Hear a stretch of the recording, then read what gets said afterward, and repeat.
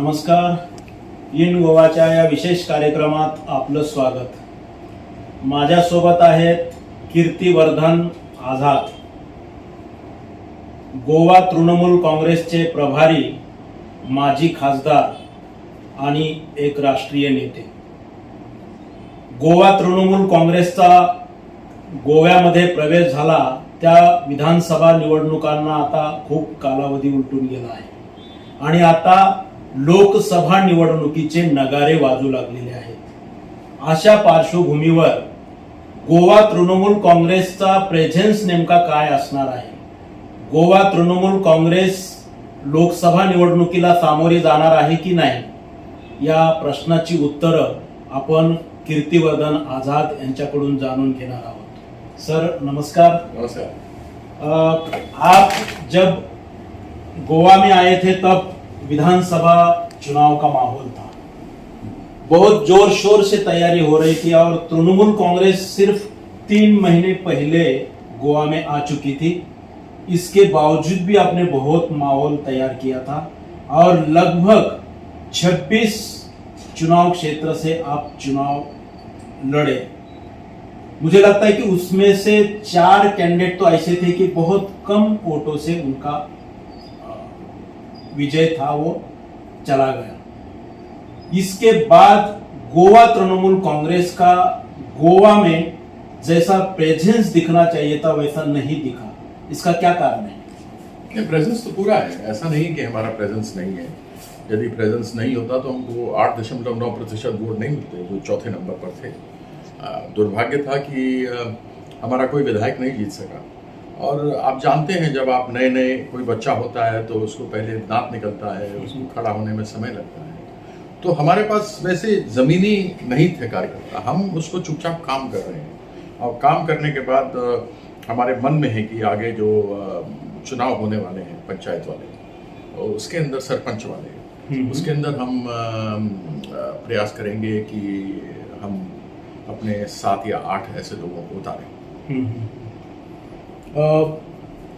गोवा विधानसभा चुनाव में आम आदमी पार्टी भी उतरी थी और यहाँ की लोकल गोवा रिवॉल्यूशनरी पार्टी भी उतरी थी. ये दोनों पार्टियों के साथ गोवा तृणमूल कांग्रेस भी इस चुनाव में थी. लेकिन ये दोनों क्षेत्रीय पार्टियों से आप अगर देखें तो गोवा तृणमूल कांग्रेस आप बोलते जैसे 8% से अधिक वोट जीते, लेकिन आम आदमी पार्टी जो आपके बराबर आई थी उनके 2 एमएलए बने और रिवॉल्यूशनरी गोवंस पार्टी के भी 1 एमएलए बना. तो आपको क्या लगता है कि ये पराभव जो हुआ इसका विश्लेषण आप कैसा करते हैं? हमसे बहुत पहले से आम आदमी पार्टी और गोवा रिवॉल्यूशनरी पार्टी तो पहले यहाँ रही हुई है, कई चुनाव लड़ी हुई है. ये पहला ही चुनाव था, पहला था, लेकिन वो रही हुई है. और उसके साथ आप यहाँ पर बहुत दिनों से थी, हम तो पहली बार आए थे. 2 ही महीने के अंदर हमने इतना कुछ किया, तो इसने हमें बहुत अधिक हमारा इससे मनोबल बढ़ा. और मनोबल बढ़ने के साथ में ही हमने अपना कार्यक्रम शुरू किया. कई बार ऐसा होता है कि कार्यक्रम हम बताते नहीं हैं, लोगों के बीच में जाना, वहाँ पे अपना कार्यक्रम करना, सदस्यता को बनाना, यह प्रयास हमारा निरंतरता से चल रहा है. हम जितनी भी समस्याएं रहती हैं गोवा के अंदर, जिस प्रकार से सरकार ने लूटा है और परिस्थिति लोगों की नरक जैसी बना दी है, उन सबों के ऊपर हम बात करते रहते हैं. उदाहरण के तौर पर आप देखें तो पंजिम में ये स्मार्ट सिटी बना रहे हैं पिछले 2 साल से, और पंजिम के लोग कह रहे हैं कि भैया माफ कर दो, हमें ऐसी स्मार्ट सिटी नहीं चाहिए. जगह जगह सड़क खुदा हुआ है, पानी निकल रहा है, गाड़ियां चलनी मुश्किल है, सड़कें जो चौड़ी थी वो पतली हो गई हैं. समझ नहीं आ रहा है कि एक बार यहाँ पर खोदकर इन्होंने पाइपलाइन डाल दिया था, फिर पुनः दोबारा उसको खोदकर फिर पाइपलाइन डाल रहे हैं. ये कैसी स्मार्ट सिटी है? इसलिए भैया हम लोगों को, पंजाब के लोगों को, गोवा के लोगों को बख्श तो नहीं चाहिए भैया स्मार्ट सिटी, जिस प्रकार की आप स्मार्ट सिटी बनाकर लोगों को तकलीफ दे रहे हैं. तो ये सारी चीजें हैं जिसको कि हम उठाते रहे हैं. हमने इसके पहले उठाया था, जो पुलिस ने भी पकड़ा, कि जो लोगों को मरा हुआ दिखा दिया गया, उनकी जमीनें पोरबोरिम और इस तरफ आप जाएंगे तो जमीनों को किस तरीके से दूसरों को बेच दिया गया, वो सारी चीजें हम उठाते रहे हैं. और हमारे कहने पर पुलिस ने और प्रशासन ने इसके ऊपर कदम उठाया था. तो निरंतरता से हम इन चीजों को बात उठाते रहे हैं, गोवा के लोगों के लिए भी उठाते रहे हैं और आगे आने वाले समय में भी उठाते रहेंगे. फिर भी आप वोटर को जो तृणमूल कांग्रेस तक लाना था वो लाने में आप कम पड़ गए, इसका कारण क्या है? आप मुझे ये बताइए, बीजेपी को 32% वोट मिला, 68% वोट नहीं मिला, तो बीजेपी अपने साथ लोगों को उठा करके ले आई क्या? और बीजेपी यहाँ कितने सालों से लड़ रही है? कांग्रेस को तो पहले 4 चुनाव लड़ने के चौथे चुनाव में गोवा दमन दीव होता था, 1 सीट मिली थी, वो भी दीव से मिला था, गोवा से नहीं मिला था, जबकि लिबरेशन गोवा ने करवाई थी। उसी प्रकार से बीजेपी को 4 इलेक्शन लग गए, 5वें इलेक्शन में उसके 4 विधायक आए। हम तो पहले इलेक्शन में ही 8.9% वोट लेकर के चले आए। तो यह आप ये सोचें कि अभी आपने किया और कल सुबह तक सब कुछ तैयार हो जाएगा, वो तो नहीं है।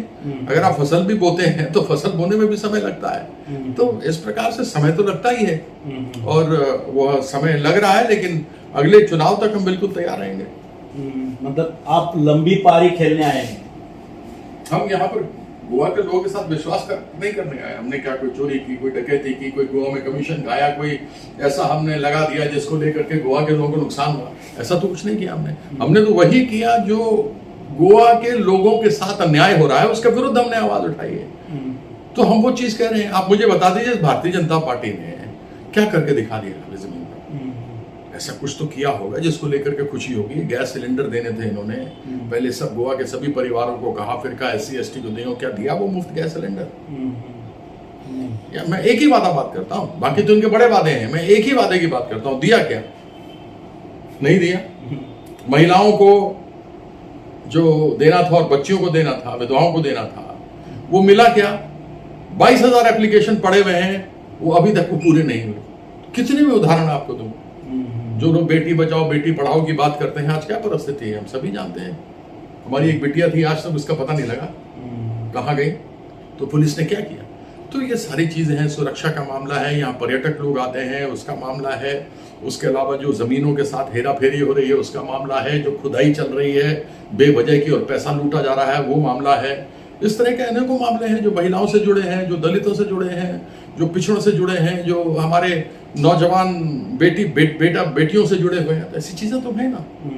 ये केवल लोगों को घुमाना और उसके अंदर ले लेना वो तो उचित नहीं है ना। आप केवल धार्मिक उन्माद फैलाए वो तो उचित नहीं है। एकूणच गोवा तृणमूल काँग्रेसचा परफॉर्मन्स हा मतांच्या टक्केवारीमध्ये परिवर्तित झाला नसला तरी गोवा तृणमूल काँग्रेसने जे मुद्दे उठवले आहेत, जे या राज्याच्या हिताच्या दृष्टीने पावलं उचलली आहेत, ती केवळ निवडणुकीपुरती नव्हती, तर यापुढेही ते सातत्यानं आवाज उठवत राहणार नाही अशा प्रकारचं विधान कीर्तिवर्धन आझाद इथं करतात। ही चर्चा आम्ही पुढे नेणारच आहोत। वेळ झाली आहे अल्पशा विश्रांतीची। कुठेही जाऊ नका, पाहत रहा इन गोवा 24 तास।